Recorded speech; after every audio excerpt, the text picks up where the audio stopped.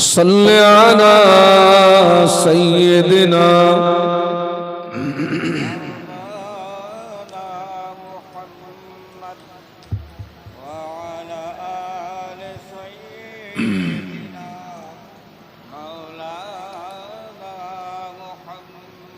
صلوا على محمد صلوا على محمد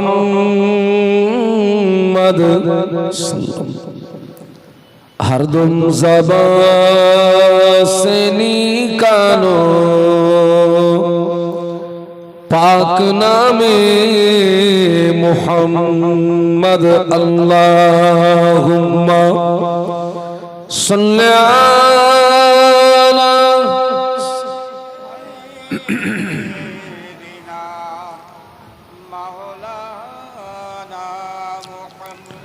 وعلى آل سيدنا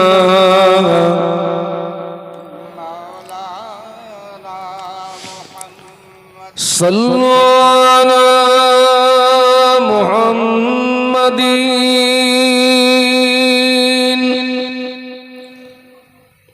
صلوا على صدر الأمين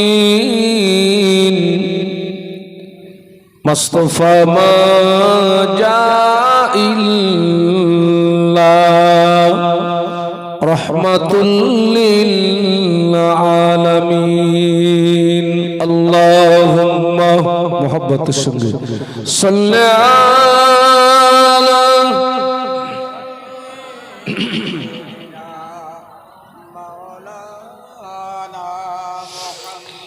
व अला आलि सय्यिदिना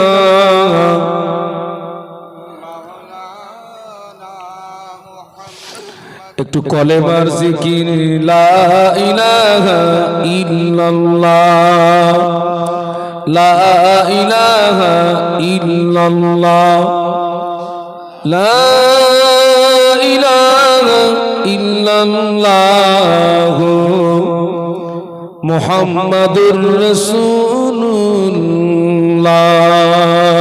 আল্লাহুম্মা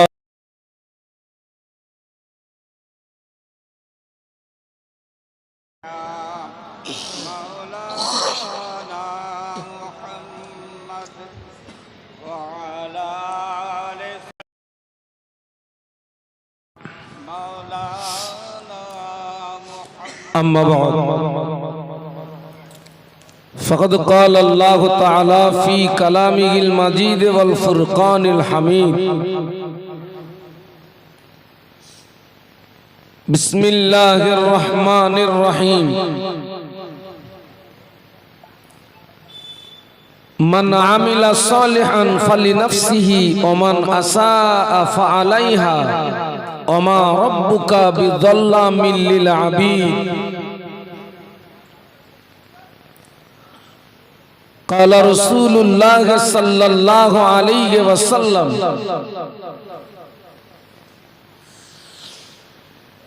إذا مات الإنسان انقطع عنه عمله إلا من ثلاثة إلا من صدقة جارية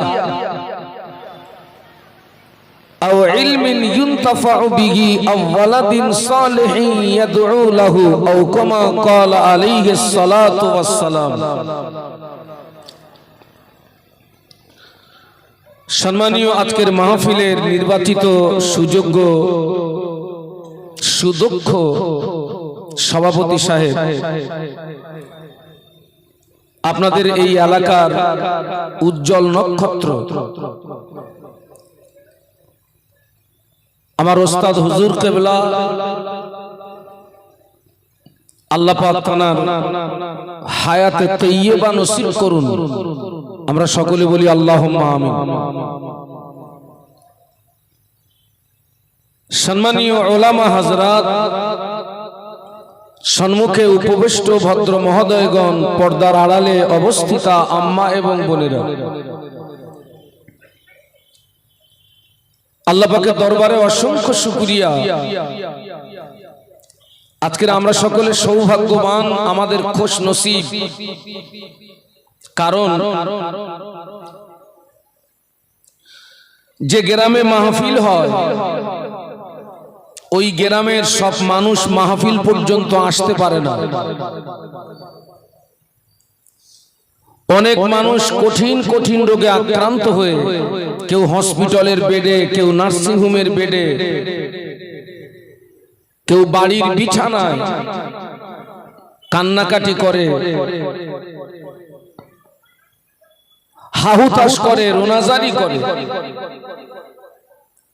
আল্লাহ ইচ্ছা করলে আজকের আমাদের কঠিন কঠিন রোগ দিয়ে, আল্লাহ ইচ্ছা করলে আমাদের কঠিন কঠিন বিপদ মুসিবত দিয়ে এই মাহফিল থেকে আমাদেরকে দূরে রাখতে পারতেন।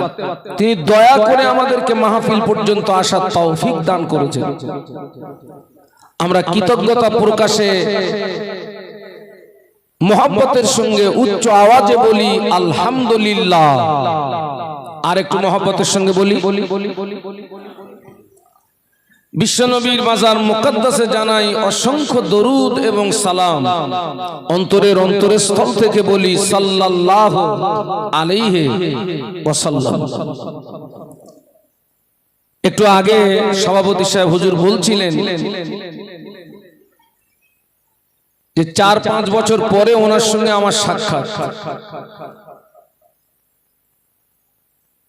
কথাটি অতি সত্য কথা। আগে আপনাদের এই সমস্ত এলাকাতে আমি খুব আসতাম, আল্লাহ পাক আনতেন, কিন্তু এখন আমার অধিকাংশ মাহফিলগুলো সব দূরে হয়ে গেছে। এলাকাতে খুব বেশি আসা হয় না। তবে এখন মাদ্রাসার কাজের স্বার্থে আমাকে প্রায় প্রতিদিন ঢেমঢেমিয়া মোড় আখারপুর গ্রামে আমাকে আসতে হয়। তো আমার মূল আলোচনা শুরু করার আগে আপনাদেরকে দুটি কথা বলছি।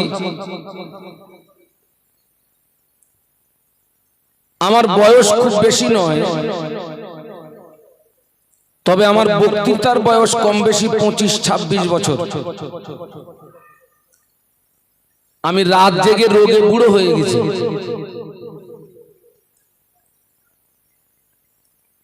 এই 25-26 বছর বক্তৃতার জগতের একটা অভিজ্ঞতার কথা বলছি আপনাদের। আমি আপনাদের এই এলাকায় একটা গ্রামে আমি মাহফিল করেছি। জায়গাটার নাম, জায়গাটার নামটা ভুলে যাচ্ছি, বাঁশ গাছের গায়ে, পুঞ্চির গায়ে হারকেন টাঙিয়ে মাহফিল। আপনাদের এই এলাকাতে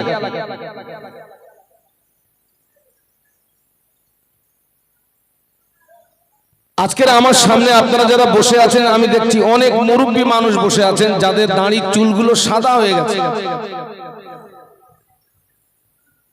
আমরা যদি এখান থেকে 25 বছর পিছিয়ে যাই, এখান থেকে 25 বছর আগে এত ওয়াজ মাহফিল হতো না। বর্তমান যুগ সন্ধিক্ষণে যে হারে মাহফিল হচ্ছে, এত ওয়াজ মাহফিল হতো না, সংখ্যায় অনেক কম ছিল। এবং আমরা যদি এখান থেকে 25 বছর পিছিয়ে যাই, এত বক্তাও তখন পাওয়া যেত না। গুটি কতক বক্তা ছিল তখন। এবং আপনারা একটু স্মরণ করুন, ওই গুটি কতক আলেমের দ্বারাতে সমাজের মানুষ যে হেদায়েত পেয়েছিল, সমাজ যে উপকৃত হয়েছিল। এখন হাজার মাহফিল হওয়ার পরেও, হাজার বক্তা বাড়ার পরেও সমাজ কিন্তু সেই উপকৃত হচ্ছে না। এটি বাস্তব না অবাস্তব? কিন্তু এর কারণ কি? এখন মাহফিল বেড়েছে, বক্তা বেড়েছে, অঙ্ক তো হওয়া এটাই উচিত ছিল যে পরিবর্তনের সংখ্যাটা বাড়বে, কিন্তু সেই জায়গাটায় ঘাটতি কেন? কারণ কি? কারণটাকে বার করা যায়। আমরা সকলে সিলসিলায়ে মুজাদ্দেদে জামানের অন্তর্ভুক্ত মানুষ। আপনারাও মুজাদ্দেদে জামানের সিলসিলার অন্তর্ভুক্ত মানুষ। আমি অধম মুজাদ্দেদে জামানের সিলসিলার একজন নগণ্য খাদেম। মুজাদ্দেদে জামানের 5 কলিজার টুকরা,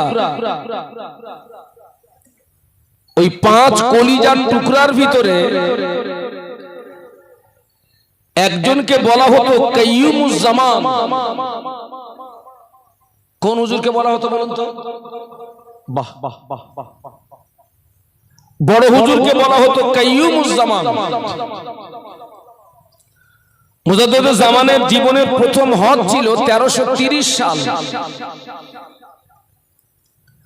ওই 1330 সালে মুজাদ্দেদে জামানের হজের সঙ্গী ছিলেন কাইয়ুমুজ জামান, বড় হুজুর পীর কেবলা রহমাতুল্লাহ আলাইহি। সঙ্গী ছিলেন আমাদের বসিরহাটের আল্লামা হিন্দ বড় মাওলানা হুজুর রহমাতুল্লাহ আলাইহি। 1330 সাল। এবং ওই বছরের ওই হজে সৌদি বাদশাহ মুজাদ্দেদে জামানকে, কাইয়ুমুজ জামানকে, আল্লামা হুজুরকে আল্লাহ রসুলের মাজার মুকাদ্দাসের গ্রাউন্ডের ভিতরে একটা রাত থাকার সুযোগ করে দিয়েছিলেন। একটু সুবহানাল্লাহ বলতে পারলেন না? একটু মহব্বতে বলুন না সুবহানাল্লাহ। সেই কাইয়ুমুজ জামান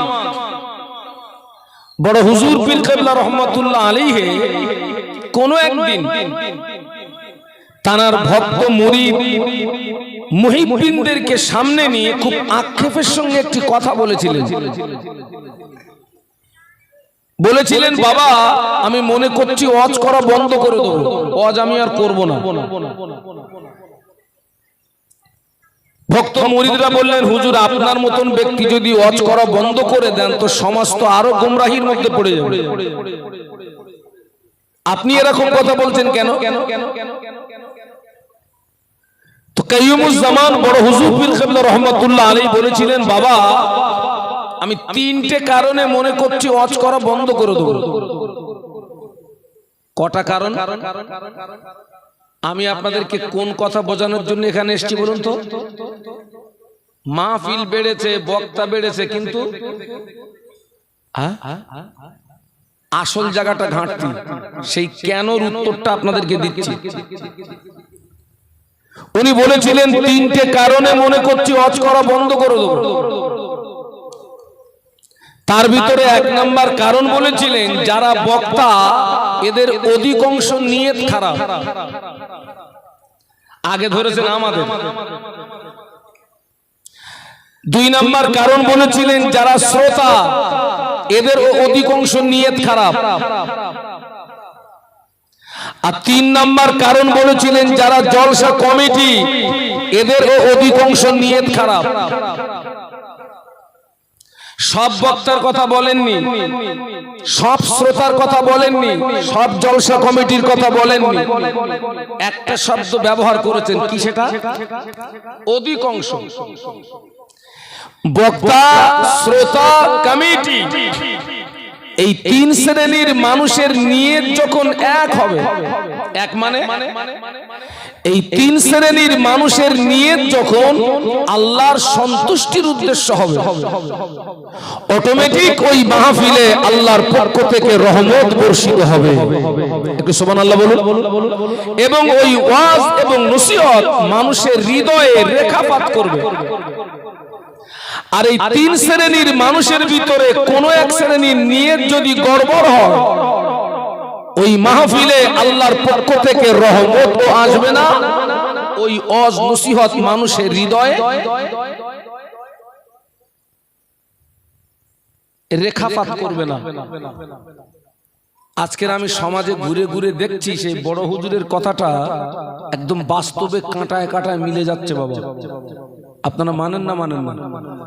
নিয়ত খারাপ হয়ে গেছে। বাপ মাহফিল প্রচুর হচ্ছে। আপনাদের আব্বা আমার দোয়া, ডায়েরি দেখলে ভয় লাগে যে আল্লাহ এ পাই মাথায় তুলবো কি করে। এত মাহফিল হচ্ছে। আমার তো সময় সময় মনে হয় কেউ যদি আমাকে একটা হেলিকপ্টার কিনে দিত তো ভালো হতো, কারণ এই 4 চাকাতে টাইম মেনটেনেন্স করা যাচ্ছে না, দুটোর বেশি জলসা করা যাচ্ছে না। হেলিকপ্টার হলে টাইম একটু শর্টে মারা যেত। এত মাহফিল হচ্ছে সমাজ। মাহফিল দিলে হবে না, মাহফিলে আসতে হবে। মাহফিলে আসলে হবে না, মাহফিলে বসতে হবে। মাহফিলে বসলে হবে না, ওয়াজ নসিহত শুনতে হবে।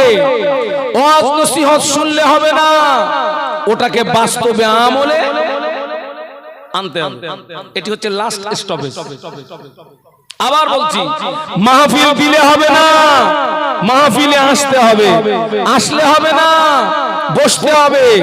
বসলে হবে না, শুনতে হবে। শুনলে হবে না, বলুন, আমল করতে হবে। এবার আপনারা একটা একটা করে ব্যাখ্যা নেন। মাহফিল উপলক্ষে যারা বাড়ি থেকে বেরিয়েছে সবাই কি মাহফিল পর্যন্ত এসছে? না। ওই যান, কোথায় যান? দোকানে যান। এই আমাকে এইখান থেকে নিয়ে গেল, এই জায়গাটায় মেয়েদের প্যান্ডেল আছে, ঘোড়ার কচুর প্যান্ডেল ভেঙে ফেল, ওর ভিতরে কেউ নেই।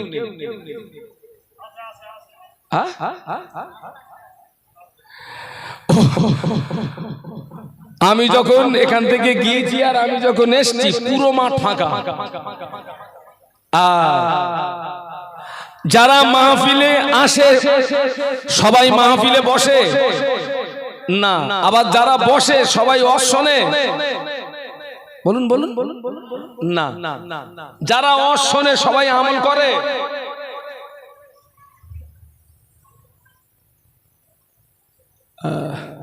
আল্লাহ রাসূল কি বলছে দেখুন। কালান নবী সাল্লাল্লাহু আলাইহি ওয়াসাল্লাম আন-নাসু কুল্লুহুম গালিকুনা ইল্লাল আলিমুন আল-আলিমুনা কুল্লুহুম গালিকুনা ইল্লাল আমিলুন আল-আমিলুনা কুল্লুহুম গালিকুনা ইল্লাল মুখলিসুন। সবাই মিলে বলুন তো আল্লাহু আকবার। না হয় না। এক্ষুনি যে যুদ্ধটা হচ্ছে ইসরায়েল ভার্সেস ফিলিস্তিন, দেখুন এই ইসরায়েল হচ্ছে একটা বেজম্মা রাষ্ট্র। ইসরায়েল কিন্তু জন্মের ঠিক নেই বলো ইসরায়েল। আর ইসরায়েল হচ্ছে একটা শক্তিশালী রাষ্ট্র, এবং ইসরায়েলকে পূর্ণ সহযোগিতা করছে কে বলুন তো? আমেরিকা, যে হচ্ছে বিশ্বের দাদা। আর প্যালেস্টাইনের স্বাধীনতা সংগ্রামী যোদ্ধা হামাস 30-35 হাজার যার সদস্য, এদের হাতে কিন্তু তেমন কোনো ক্ষমতা নেই, শক্তি নেই। কিন্তু ইসরায়েলের মার্কাবা ট্যাঙ্ক, বিশাল মূল্য, বিশাল তার মূল্য। সেই ট্যাঙ্কগুলোকে আপনার স্বাধীনতা সংগ্রামী যোদ্ধা হামাসরা কয়েক হাজার টাকার অস্ত্রে যখন উড়িয়ে দিচ্ছে, অটোমেটিক হামাস যোদ্ধাদের জবান থেকে একটা শব্দ বেরিয়ে যাচ্ছে। বলুন তো সেটা কি? আল্লাহু আকবার। আমরা কি যুদ্ধের মধ্যে আছি নাকি? তা আমাদের আওয়াজ এত স্লো কেন? জবান খুলে বলুন আল্লাহু আকবার। আর একটু মহব্বতে বলুন আল্লাহু আকবার। আল্লাহ রাসূল কি বলছে দেখুন। আল্লাহ নবী বললেন আন-নাসু কুল্লুহুম গালিকুনা ইল্লাল আমিলুন ইল্লাল আলিমুন। আল্লাহ নবী বললেন সমস্ত মানুষ ধ্বংস হয়ে যাবে, সমস্ত মানুষ বরবাদ হয়ে যাবে, সমস্ত মানুষ নাস্তে নাবুদ হয়ে যাবে, কেবলমাত্র আলেমরা নাজাত পেয়ে যাবে। একটু সুবহানাল্লাহ বলুন। আন-নাসু কুল্লুহুম হালিকুনা ইল্লাল আলিমুন। আল্লাহ নবী বললেন সমস্ত মানুষ ধ্বংস হয়ে যাবে, বরবাদ হয়ে যাবে, নাস্তে নাবুদ হয়ে যাবে। নাজাত পাবে কারা? সবাই মিলে বলুন, আলেম। নবীর হাদিস আপনাকেও মানতে হবে, আমাকেও মানতে হবে। এ তো আমার দাদুর কথা বলছি নি আমি। এই হাদিসটা শুনে আপনাদের মনে কিন্তু একটা প্রশ্ন এসে যাওয়াটা স্বাভাবিক। আপনারা তো সাধারণ মানুষ, আর রাসূল বলেছেন সব মানুষ ধ্বংস হবে, নাজাত পাবে কারা? আলেম। আপনাদের মনে একটা প্রশ্ন এসে যাওয়াটাই স্বাভাবিক, তাহলে হুজুর আপনারাই শুধু বাঁচবেন, আমরা সব শেষ? আর এরকম একটা প্রশ্ন আসে না? আসে না? ঘাবড়ানোর কোনো কারণ নেই। আজকের এই মাহফিল আমাদেরকে বাঁচার ডাক দিয়েছে। আপনারাও বাঁচতে এসছেন, আমিও বাঁচতে এসছি, আপনাদেরকে বাঁচানো হবে। বলুন ইনশাআল্লাহ।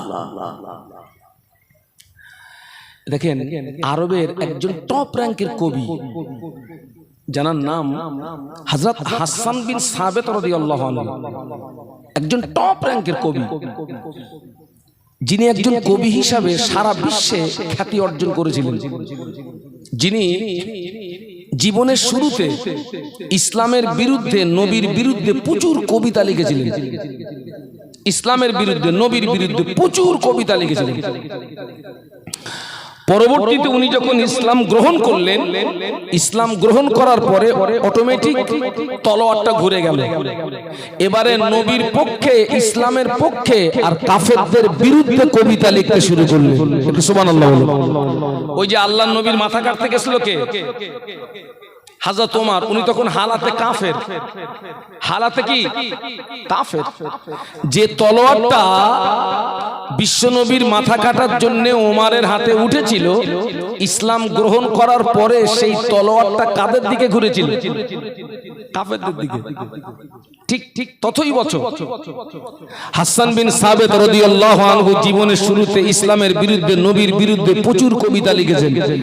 ইসলাম গ্রহণ করার পরে নবীর পক্ষে, ইসলামের পক্ষে আর কাফেরদের বিরুদ্ধে যখন কবিতা লিখছিলেন, ওনার কবিতার তলোয়ারের আঘাতে, আসলি তলোয়ার নয়, কাফেরদেরকে মেরে তুলোধনা করছিলেন, কম তুলে, গোত্র তুলে তলোয়ার চালাচ্ছিলেন।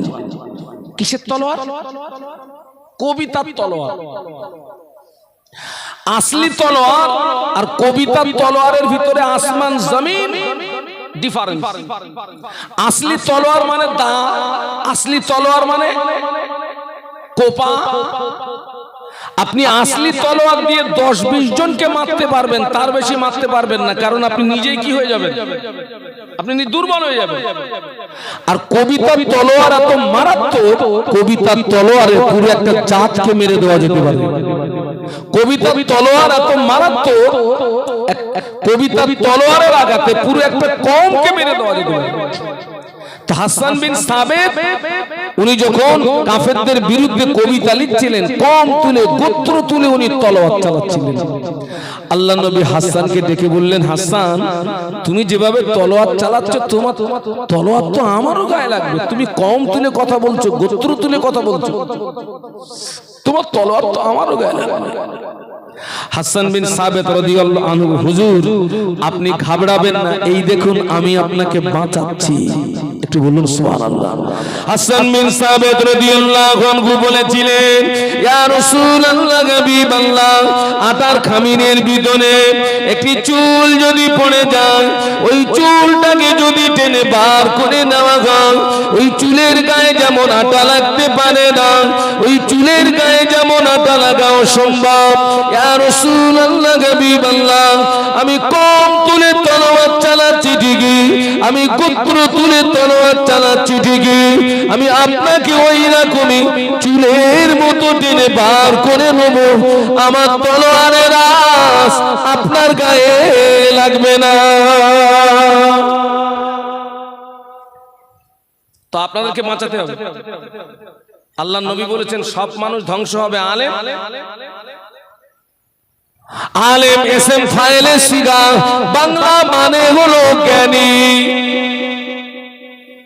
আলেমের বাংলা মানে কি বলেছি? জ্ঞানী, জাননেওয়ালা। ও আমার মায়েরা, 5 ওয়াক্ত নামাজ পড়তে হবে, রমজানের রোজা রাখতে হবে, টাকা থাকলে হজ করতে হবে, টাকা থাকলে যাকাত দিতে হবে, গান শোনা যাবে না, মদ পান করা যাবে না, শুধু খাওয়া যাবে না, জেনা ব্যভিচারী করা যাবে না, পরের মাল আত্মসাৎ করা যাবে না, পরের জমি জবরদখল করা যাবে না, ভাইয়ের হক নষ্ট করা যাবে না, বোনের ফারাজ মারা যাবে না। এই জাতীয় জ্ঞানগুলো আপনাদের সকল আর আছে না নাই? বলুন, আছে না? তাহলে এই জ্ঞান যদি আপনাদের থাকে, আলেমের বাংলা মানে কি বলেছি? জ্ঞানী। এই জ্ঞানগুলো যদি আপনাদেরও থাকে, তাহলে আপনারাও কি নবীর হাদিস অনুযায়ী আপনারাও আলেম। আর আল্লাহ নবী বলেছেন সব মানুষ ধ্বংস হবে, আলেম নাজাত পাবে। নবীর হাদিস অনুযায়ী আপনারাও আলেম, আপনারাও নাজাত পেয়ে গেলেন। একটু বলুন সুবহানাল্লাহ, একটু মহব্বতে বলুন। সেই জন্য মাহফিল দিতে হয়, মাহফিলে আসতে হয়, ওয়াজ নসিহত শুনতে হয়। আপনারা শুধু আলেম না, আমার দৃষ্টিতে আপনারা মুফতিও বটে বাবা। এখন যদি ফতোয়া ফারাজের দরকার হয়, কোনো মুফতি সাহেবের কাছে যাবেন না, ফুরফুরা শরীফে যাবেন না, এই সাদা কাগজে বায়ান লিখে আপনাদের এটার নাম কি, গাছা, এই গাছার যেখানে সবচেয়ে বড় চার দোকান আছে না, ওখানে রেখে আসবেন। এই আপনারা বলেন তো, চার দোকানে মুফতি থাকে না, থাকে না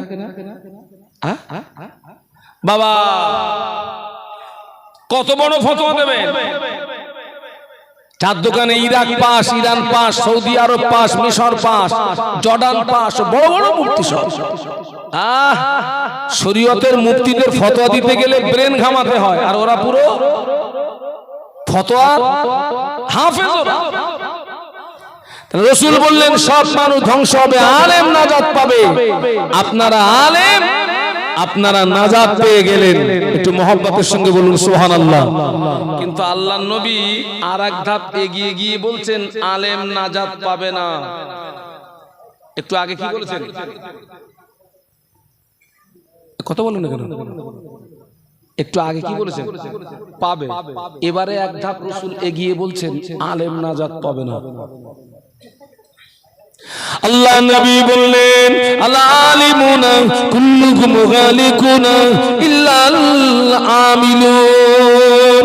আল্লাহ নবী বললেন সমস্ত আলেম ধ্বংস হয়ে যাবে, আলেম বরবাদ হয়ে যাবে, আলেম নাস্তেনাবুদ হয়ে যাবে, আলেম নাজাত পাবে না, আলেম রেহাই পাবে না। কেবলমাত্র আমলকারীরাই নাজাত পেয়ে যাবে। একটু মহব্বতে বলে যায় না? কারা নাজাত পাবে? আমলকারী। জানার নাম আলেম না, জেনে ওটার উপরে আমল করার নাম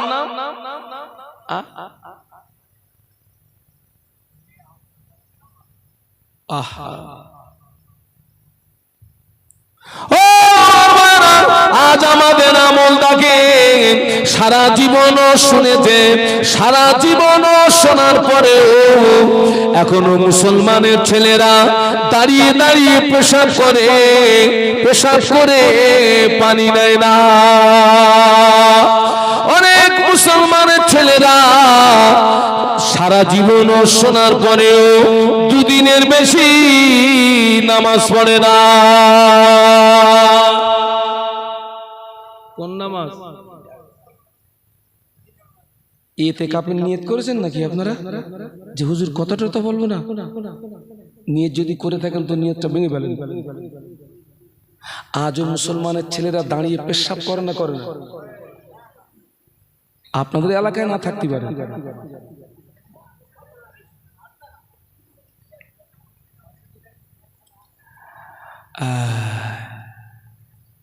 ও আলেম জানে কিন্তু ইলম আছে, আমল নেই। জ্ঞান আছে কিন্তু বলুন না আমল নেই। ধ্বংস। কি হবে? ধ্বংস। আমার কথা না। দাঁড়িয়ে দাঁড়িয়ে পেশাব করে, পেশাব করে পানি দেয় না, অথচ কবরের আযাব সবচেয়ে বেশি হয় পেশাব থেকে না বাঁচার কারণে। অনেক মহিলারা পেশাব করে পানি নেয় না, অনেক মহিলারা সারা বছরে আল্লাহর জমিনে একটা সেজদা দেয় না। আছে না নেই?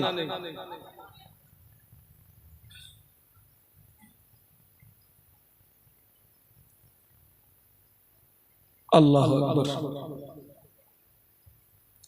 ও আমার ভাইরা, আল্লাহ নবী সাহাবীদের বলেছিলেন, ও আমার সাহাবীরা, কবরের আযাব সবচেয়ে বেশি হয় পেশাব থেকে না বাঁচার কারণে। এই কথাটা যখন আল্লাহ নবী সাহাবীরা বলে, আল্লাহ নবী যখন বলেছিলেন, এই কথাটা বলার পরে নবী সাহাবীরা কাঠি নিয়ে ঘুরতেন। কি নিয়ে ঘুরতেন?